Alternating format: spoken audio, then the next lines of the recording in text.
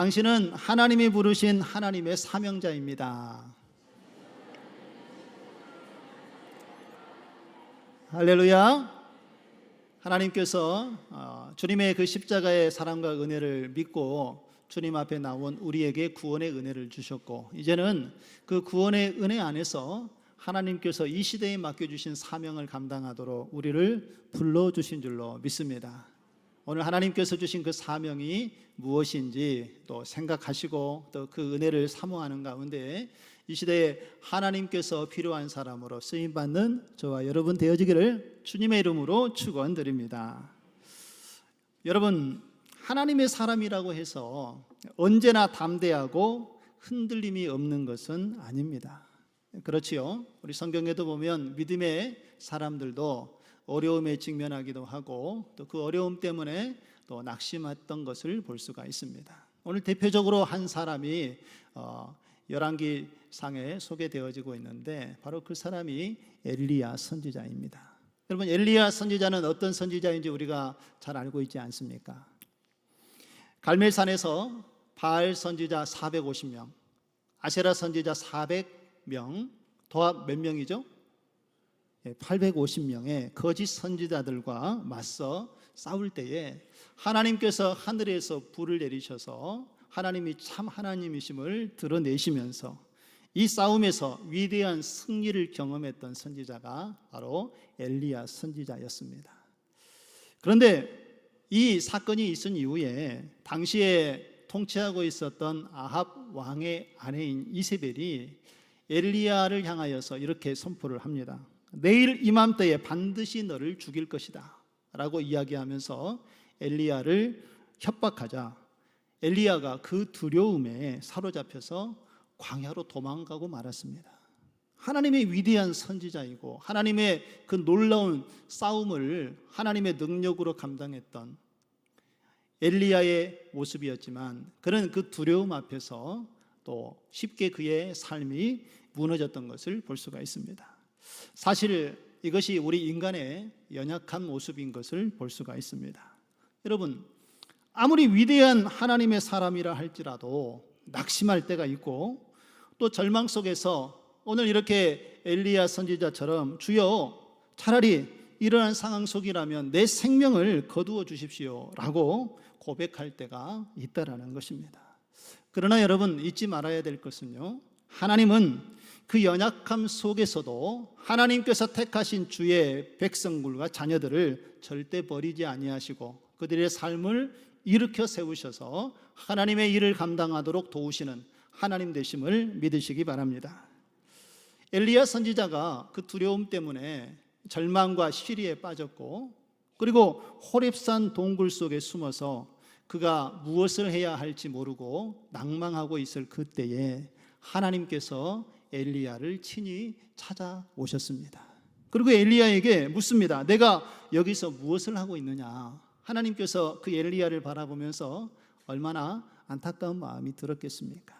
그러자 하나님의 그 음성을 듣고 엘리야 선지자가 하나님, 이 세상에 하나님을 섬기는 자는 나만 홀로 남아 있는 것 같습니다 하면서 절망과 시리에 빠져 있는 자신의 심정을 하나님께 이야기합니다.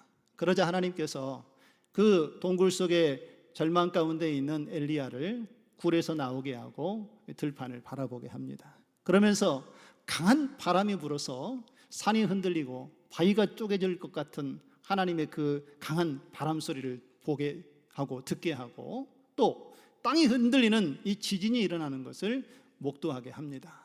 그리고 엘리야 선지자에게 거짓 선지자들과 함께 싸우며 하나님께서 보여주셨던 불이 하늘에서 내리는 현상을 보게 합니다. 그런데 그 가운데 하나님이 계시지 않는 것을 엘리야에게 하나님께서 목도하게 하시지요. 그러면서 엘리야에게 하나님께서 한 가지 중요한 말씀을 가르쳐 주십니다. 하나님께서는 그렇게 위대한 기적적인 역사를 통해서 하나님의 일을 드러내시고 표현하시기도 하지만 때로는 하나님께서는 세미한 소리로 다가오셔서 말씀하시고 하나님의 일을 이루어 가실 때도 있다라는 것을 엘리야에게 보여주십니다. 그래서 하나님께서 엘리야에게 다가오셔서 이제는 세미한 소리 가운데 사명감을 잃어버리고 절망 가운데 있는 엘리야에게 아직도 네가 해야 할 일이 남아있다라고 말씀하시면서 그에게 사명을 불어놓으시는 것을 볼 수가 있습니다. 그 말씀이 열왕기상 19장 15절에서 16절 말씀입니다. 우리 함께 보시면은요, 여호와께서 그에게 이르시되 너는 내 길을 돌이켜 광야를 통하여 다메섹에 가서 이르거든 하사엘에게 기름을 부어 아람의 왕이 되게 하고 너는 또 님시의 아들 예후에게 기름을 부어 이스라엘의 왕이 되게 하고 또 아벨무홀라 사밧의 아들 엘리사에게 기름을 부어 너를 대신하여 무엇이 되게 하라? 선지자가 되게 하라 라고 말씀하시면서 엘리야가 아직도 하나님 앞에 감당해야 될 사명이 있음을 말씀하고 있습니다. 아람의 왕을 기름 부어 세우라, 이스라엘의 왕을 기름 부어 세우라, 그리고 가장 중요한 너를 대신하여 이 선지자의 사명을 감당할 다음의 후계자인 엘리사를 세우라라고 하나님께서 명령을 하셨던 것입니다. 그리고 여기에 더하여서 하나님께서 바알에게 무릎 꿇지 않는 7,000명이 여전히 남아있다라고 말씀하시면서 절망 속에 사명을 잃어버렸던 엘리야에게 다시 하나님이 주시는 사명을 붙잡고 위로하도록 하나님께서 함께 하셨던 것을 볼 수가 있습니다. 우리 사랑하는 성도 여러분, 세상이 아무리 어둡고 사명이 막다른 길에 이른 것처럼 우리가 어찌할지 모를 그런 상황 속에 놓여 있다 할지라도 하나님께서는 항상 그 시대를 위한 남은 자들을 남겨두시고 준비된 사람을 가지고 계신 것을 믿으시기 바랍니다. 그리고 그 사람들을 통하여서 하나님께서는 계획하신 일들과 하나님의 섭리를 계속해서 이루어 가시는 하나님이 되십니다. 여러분, 그 대표적인 한 사람이 바로 오늘 본문에 등장한 엘리사 선지자입니다. 바알에게 무릎 꿇지 않았던 그 7,000명 중에 한 사람이 오늘 엘리사였고, 이 엘리사는 이제 하나님의 부르심을 받아서 그 사명을 감당하는 모습을 우리에게 보여주고 있습니다. 자, 그렇다면 오늘 하나님께서 준비하신 이 엘리사가 어떤 모습으로 부름을 받았는지를 본문의 말씀을 통해서 함께 살펴보도록 하겠습니다. 먼저 하나님께서 엘리사를 부르실 때에는 엘리사가 있는 그의 삶의 현장에서 그를 부르셨다라는 것입니다. 엘리야는 하나님의 말씀에 순종해서 이제 엘리사에게 나아갑니다. 그리고 이렇게 하나님의 뜻에 순종하여 그의 일을 행하는 것을 19절에서 말씀을 하고 있습니다. 우리 19절 말씀에 보시면은요, 엘리야가 거기서 떠나 사밧의 아들 엘리사를 만나니 그가 12결의 소를 앞세우고 밭을 가는데 자기는 12째 결의 소와 함께 있더라. 엘리야가 그리로 건너가서 겉옷을 그의 위에 던졌더니 라고 말씀을 하고 있습니다.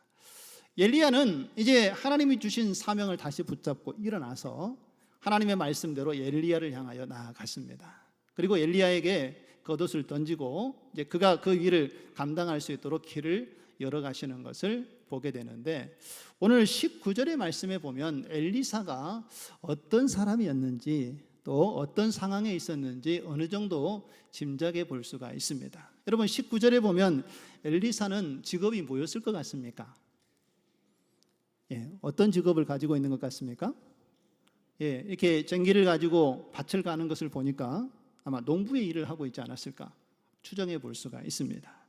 그리고 그는 지금 농사를 짓는데 12결의 소를 앞세우고 밭을 갈고 있다라고 이렇게 이야기를 하고 있죠. 여러분, 한 결의에 소가 몇 마리가 연결이 되어져 있습니까?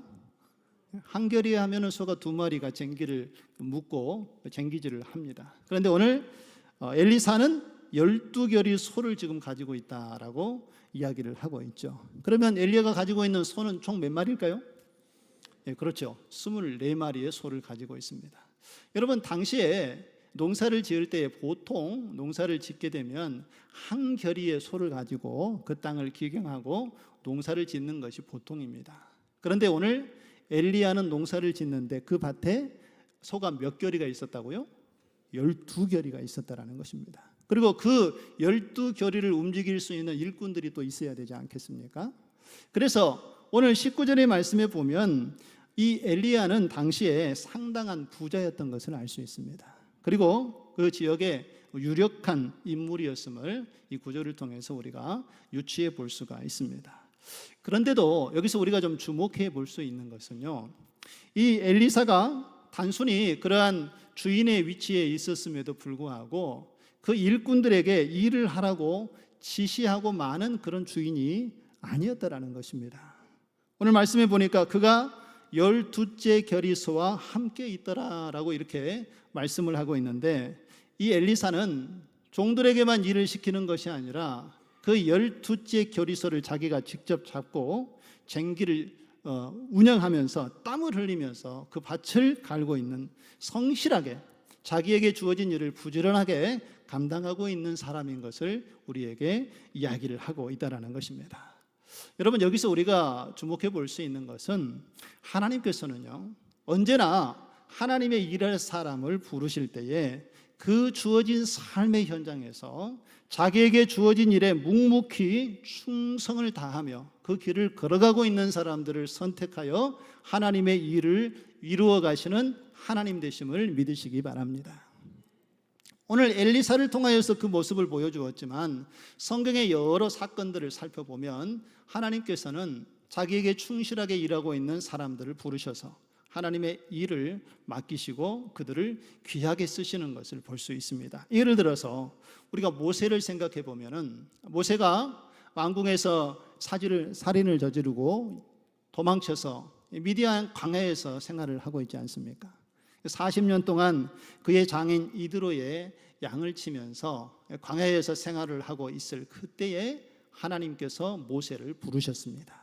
그리고 이제 이스라엘 백성을 애굽에서 인도해내라 라고 말씀하시면서 이 모세를 위대한 이스라엘의 지도자로 하나님께서 부르시고 사명을 주시고 그 일을 감당하도록 함께 하신 것을 볼 수가 있지요. 다윗도 마찬가지입니다. 하나님께서 사울을 대신할 이스라엘의 두 번째 왕을 세울 때에 이새의 집에 사무엘을 보냈지만 이새는 다윗이 왕이 될 생각을 하지 못했지요. 그래서 위의 형들을 쭉 사무엘에게 보여주면서 이들 중에 왕이 될 만한 사람을 뽑혀질 것을 이새는 기대했지만 그렇지 않았습니다. 다윗은 그 자리에 참여하지도 못했지만 목동으로서 자기의 주어진 삶의 현장에서 일하고 있을 그때에 오히려 하나님께서는 사무엘을 보내서 그 다윗을 선택하여 하나님께서 감당해야 될 사명을 주시고 이스라엘의 위대한 왕으로 그를 부르셔서 사용하시는 것을 볼 수가 있습니다. 또한 예수님께서 제자들을 뽑을 때에도 세울 때에도 이 동일한 원리가 적용되는 것을 볼 수가 있습니다.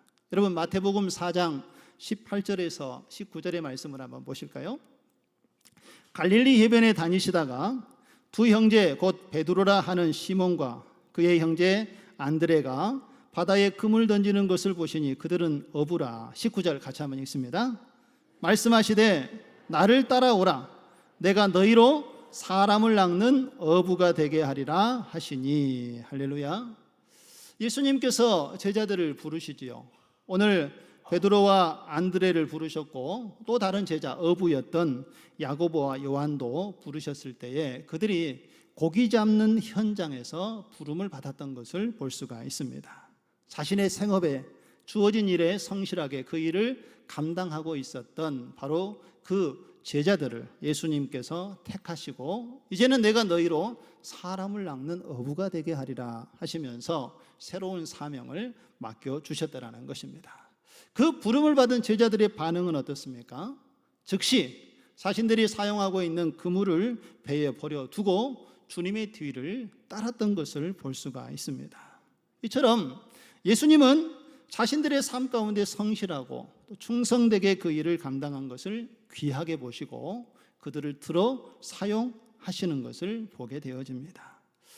오늘도 하나님께서는 동일한 방법으로 우리를 부르고 계신 줄로 믿습니다. 하나님께서는 우리의 삶의 현장에서 우리가 일상에서 가지고 우리의 삶을 이어가고 있는 그 현장에 찾아오셔서 제자들을 부르시듯이 또 엘리사를 부르시듯이 하나님께서 우리를 부르셔서 하나님의 사명자로 우리를 세우시고 인도하여 주시는 줄로 믿습니다. 그 부르심이 있었기 때문에 저와 여러분들이 이렇게 주님 전에 나와서 예배하고 하나님을 바라보고 하나님의 백성이요 자녀로 살아가게 되는 줄로 믿습니다. 그런데 여러분, 여기서 우리가 좀 중요하게 살펴보아야 될 한 사건이 있습니다. 성경에 보면 이 하나님의 부르심을 받은 사람들은요, 그 부르심을 받은 그 자리에 멈추어 있지 않았다라는 것입니다. 무엇이 다른 점이었는가 하면은 이 부르심을 받은 사람들은 반드시 부르심 이후에 하나님의 일을 감당하도록 준비하고 훈련하는 과정을 거쳤던 것을 볼 수가 있다라는 것입니다. 여러분, 제자들의 모습을 한번 보시지요. 예수님께서 12명의 제자들을 불러 모으셨습니다. 그들의 삶의 현장에서 그들을 부르신 이후에 제자들이 바로 예수님의 사도로서 사역을 감당했습니까? 그렇지 않지요. 예수님께 부름을 받은 제자들은 예수님과 함께 3년을 동고동락을 했습니다. 예수님과 함께 먹고 예수님과 함께 잠을 자고 예수님께서 가르쳐 주신 말씀을 배우고 예수님께서 가르쳐 주신 기도를 배우고 예수님께서 가라고 명령하신 말씀에 순종하여 복음을 전하는 일을 훈련하면서 예수님께서 행하신 이적과 기적들을 보고 예수님의 삶을 직접 보고 배우는 훈련의 과정을 3년이라는 시간을 거쳤던 것을 볼 수가 있습니다. 그리고 예수님께서 행하신 그 일들을 경험한 이후에 예수님께서 죽으시고 부활하신 이후에 이제 제자들에게 사도로서의 사명을 주셨을 때에 그들이 그 훈련 받은 대로 그 사명을 이 땅에서 감당하는 것을 보여주었습니다. 오늘 본문에 소개하고 있는 엘리사도 마찬가지입니다. 오늘 성경에서 구체적인 그 기간을 밝히지는 않지만 학자들의 해석을 보면은요, 엘리사가 엘리야를 만난 그 즉시 엘리사가 선지자가 된 것은 아니었던 것을 알 수가 있습니다. 엘리야가 엘리사를 불러서 하나님께서 명령하신 대로 그를 후계자로 삼으라 말씀하신 대로 순종하여 그를 불러 세웠지요.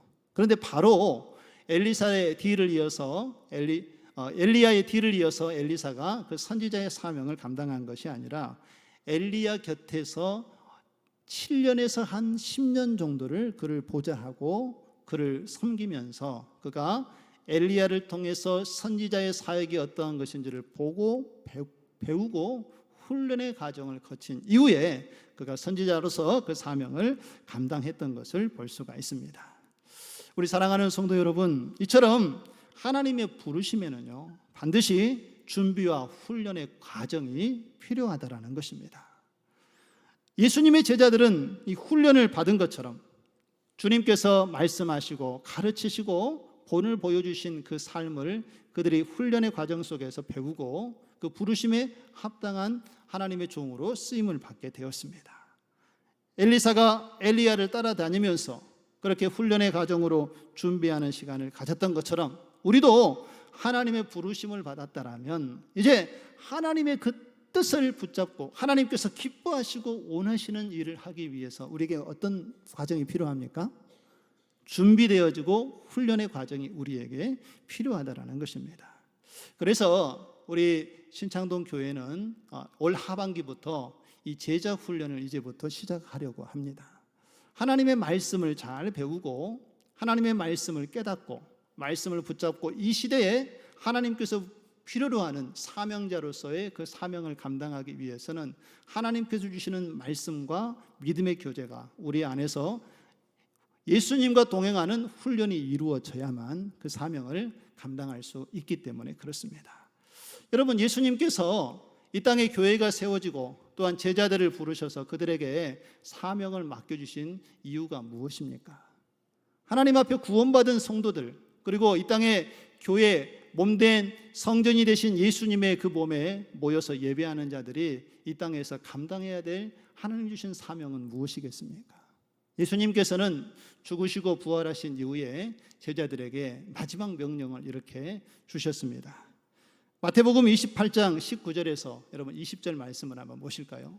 유언적으로 주님께서 말씀하시고 마지막 명령으로 주셨던, 제자들에게 주셨던 예수님의 말씀은 바로 이 시대에 동일하게 하나님을 믿는 성도들에게 주신 약속이고 하나님께서 주신 명령인 줄로 믿습니다. 우리 같이 한번 읽어보실까요? 시작. 그러므로 너희는 가서 모든 민족을 제자로 삼아 아버지와 아들과 성령의 이름으로 세례를 베풀고 내가 너희에게 분부한 모든 것을 가르쳐 지키게 하라. 볼지어다 내가 세상 끝날까지 너희와 항상 함께 있으리라 하시니라. 할렐루야. 예수님께서 3년 동안 제자들과 함께 지내면서 가르치고 그들에게 삶의 본을 보이시면서 이제 제자들을 떠날 때에 주셨던 말씀이 바로 이 본문의 말씀입니다. 너희는 가서 모든 민족으로 무엇을 삼으라고요? 제자를 삼으라고요. 예수님께서 제자들을 부르셔서 제자 삼으셨던 것처럼 너희도 이제 세상에 나아가서 제자를 삼고 아버지와 아들과 성령의 이름으로 무엇을 베풀고요? 세례를 베풀고 내가 너희에게 분부한 모든 것을 이제 그들에게도 가르쳐 지키게 하라라는 명령을 우리 구원받은 믿음의 사람들에게 예수님께서 주셨다라는 것입니다. 여러분, 우리가 주일마다 이렇게 함께 모여서 하나님을 찬양하고 예배하고 믿음의 교제를 나누는 거 얼마나 귀하고 은혜롭고 감사한 일입니까? 그런데 하나님께서는 그 은혜의 기쁨을 예배 가운데 누리는 것으로 멈춰 서 있기를 원하지 않는다는 것입니다. 하나님께서 원하시는 것은 우리가 받은 이 구원의 큰 기쁨을 이제 우리가 맛보았다라면 우리가 예수님의 제자들처럼 훈련받고 준비되어져서 이 복된 소식을 알지 못하고 사망 권세 아래서 죽어가고 있는 저들의 영혼들에게 하나님의 사랑을 증거하고 제자 삼는 사역을 감당하도록 우리에게 사명을 주셨다는 것을 잊지 마시기 바랍니다. 여러분, 이 사명을 우리가 감당하려면 우리도 제자들처럼 준비가 되어야 되지 않겠습니까? 가서 제자 삼으라 라고 말씀하셨는데 그냥 예배만 드리고 나가면 다른 사람을 쉽게 제자 삼을 수 있습니까? 쉽지 않은 일이죠. 어떻게 제자를 삼아야 하고 우리가 먼저 제자가 되어야만 제자 삼는 사명을 감당할 수 있지 않겠습니까? 그래서 우리 교회가 이제 앞으로는 그 하나님께서 주신 본래의 목적과 사명을 감당하기 위해서 우리가 먼저 예수님의 제자로 준비되어지고 또 하나님의 그 능력을 받아서 제자 삼는 일에 힘쓰는 하나님을 기쁘시게 하는 교회가 되어지기를 소망합니다. 하나님 말씀으로 우리가 다듬어지고 하나님께 기도하며 하나님의 뜻을 분별하여 나아갈 때에 우리의 삶의 현장에서 우리는 예수님의 제자로서 온전하게 세워지고 그 하나님의 뜻을 세워갈 수 있는 주의 부르심을 받은 주의 합당한 종이 될 줄로 믿습니다. 저와 여러분이 하나님이 주시는 그 명령에 믿음으로 순종하고 반응해서 함께 준비되어지고 또 하나님께 귀하게 쓰임받는 우리 사랑하는 모든 성도님들 다 되시기를 주님의 이름으로 축원드립니다. 두 번째로 엘리사가 그 부르심 앞에서 모든 것을 걸고 응답했던 것을 우리는 오늘 주목해 보아야 합니다. 엘리사는 이 밭을 가는 일에 매우 성실하게 자기 일을 감당했던 사람입니다. 자신의 일터에서 온 마음을 쏟으며 살아갔던 농부로서의 성실함을 보이고 있을 그때에 하나님께서 그를 부르셨다라는 것입니다. 그때에 그는 그렇게 애정어린 마음으로 자기의 일을 감당했던 그리고 밭을 갈고 그 자기에게 주어진 사명을 감당했던 소와 농기구들을 단번에 내려놓고 하나님의 부르심에 즉각 순종하는 모습을 엘리사가 오늘 우리에게 보여주고 있습니다. 우리 20절 말씀을 한번 보실까요? 그가 소를 버리고 엘리야에게로 달려가서 이르되 청하건대 나를 내 부모와 입맞추게 하소서. 그리한 후에 어떻게 하라고요? 내가 당신을 따르리이다. 엘리야가 그를 불렀을 때에 그는 소를 버려두고 엘리야에게 달려갔습니다. 그리고 내가 주변을 정리하고 이제 그 길을 따라가겠습니다 라고 선포하고 결심을 하는 것을 볼 수가 있습니다. 뿐만 아니라 여러분 21절에 보면 더욱 놀라운 행동을 엘리야가 하는 것을 볼 수가 있습니다. 우리 21절 말씀을 같이 한번 읽어보겠습니다. 엘리사가 그를 떠나 돌아가서 한결이 소를 가져다가 잡고 소의 기구를 불살라 그 고기를 삶아 백성에게 주어 먹게 하고 일어나 엘리야를 따르며 수종 들었더라. 할렐루야. 여러분, 여기서 엘리야가 어떠한 성품을 가지고 있었는지 분명하게 알 수 있습니다. 엘리야는 그 농사를 지었던 그 소를 잡아서 주변에 있는 누구에게 나누어 주어 먹게 했습니까? 백성들에게요. 당시에 굶주리고 어려움 가운데 살아가고 있는 그 백성들의 아픔을 이해하고, 이제 내가 사명자로 부름을 받아서 이 길을 걸어가는데 밭을 갈고 있었던 그 소를 잡아서 어려움 속에 처해 있는 백성들을 먹이고 그들을 위로하는 모습을 엘리야의 모습을 통하여 볼 수가 있습니다. 그리고 자신이 사용했던 농기구를 불살라서 그 농기구로 소를 잡아서 삶아서 사람들에게 나누어진 것은 또 다른 한 가지 의미가 있습니다. 이것은 이제 하나님의 부름을 받은 엘리사가 과거의 삶으로 내가 다시 돌아가지 아니하고 하나님의 부르심에 집중하여 순종하는 삶을 살겠다라는 믿음의 결단을 엘리사가 보여준 상징적인 사건이라고 생각해 볼 수가 있습니다. 우리는 하나님의 일을 감당하면서도 하나님께 온전히 순종하지 못하고 이 다른 생각을 종종 함께 할 때가 있지 않습니까? 이 길 가다가 잘못되면 더 상황을 좀 회피하고 회복할 수 있는 길을 생각하면서 온전히 순종하지 못할 때가 있는데, 오늘 엘리사는 그러한 것을 미연에 방지하기 위해서 자신의 가야 갈 길로 말씀에 순종하고 지난날로 다시 되돌아오지 않기 위해서 과거의 삶을 깨끗하게 정리하고 하나님께 나아가는 헌신을 다짐하는 모습을 오늘 우리에게 보여주고 있습니다. 그런데 여러분, 엘리야의 삶을 한번 생각해 보시기 바랍니다. 엘리야는 앞서서 말씀을 드렸지만 가난한 사람이었습니까? 부유한 사람이었습니까?